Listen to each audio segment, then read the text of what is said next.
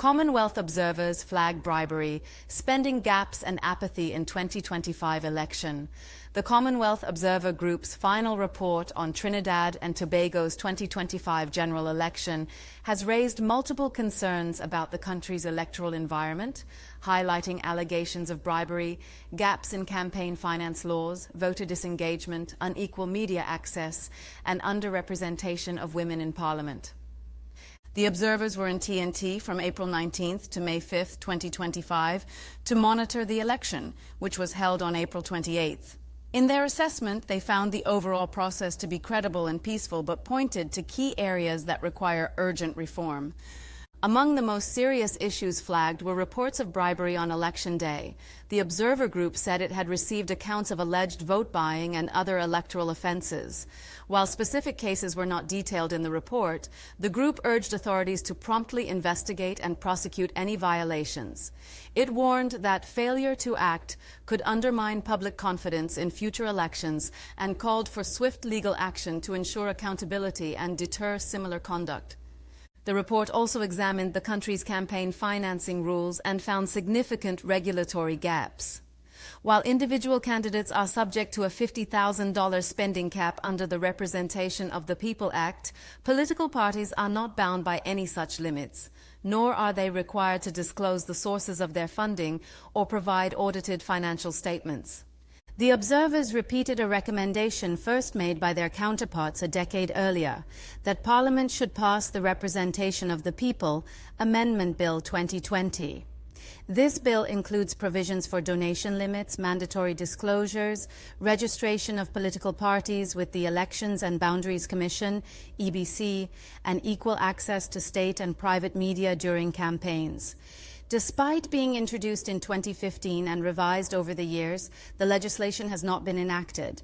In addition to calling for the passage of the amendment bill, the report recommended that a formal system be established to monitor campaign spending by both parties and individual candidates. This would include mandatory declarations of the source of funds used during the campaign. The observers argued that such measures were essential to creating a level playing field and enhancing transparency in political financing. They also urged Parliament to give the EBC the legal authority to enforce spending limits and investigate violations. Turnout falls to 20-year low amid growing apathy. The report also flagged a sharp drop in voter turnout, which fell to 54%, the lowest in 2 decades.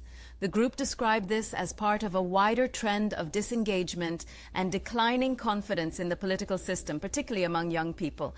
This declining voter turnout in elections corresponds with an increasing sense of apathy, as heard by the COG, among the citizenry in Trinidad and Tobago, particularly among the youth. It urged the EBC to intensify civic education and expand outreach efforts to reverse this trend and promote greater participation in future elections. EBC visibility and boundary changes under scrutiny. The EBC was also singled out for its limited visibility and public engagement during the election period. While the Commission was praised for its logistical handling of the poll itself, observers felt it needed to do more to educate voters and communicate with the media. The report also raised concerns about the EBC's handling of boundary changes. In December 2024, the Commission redrew the boundaries of 16 constituencies and renamed 5 others. While done in accordance with the Constitution, the report said the EBC should improve the transparency of this process. The report recommended regular press briefings, public education campaigns, and improved coordination with journalists to keep the electorate well informed throughout the electoral cycle. It also raised concerns about the EBC's handling of boundary changes. In December 2024, the Commission redrew the boundaries of 16 constituencies and renamed 5 others. Although the process was carried out in accordance with the Constitution, the report urged the EBC to enhance transparency in how such changes are made. Concerns over state media bias and lack of regulation.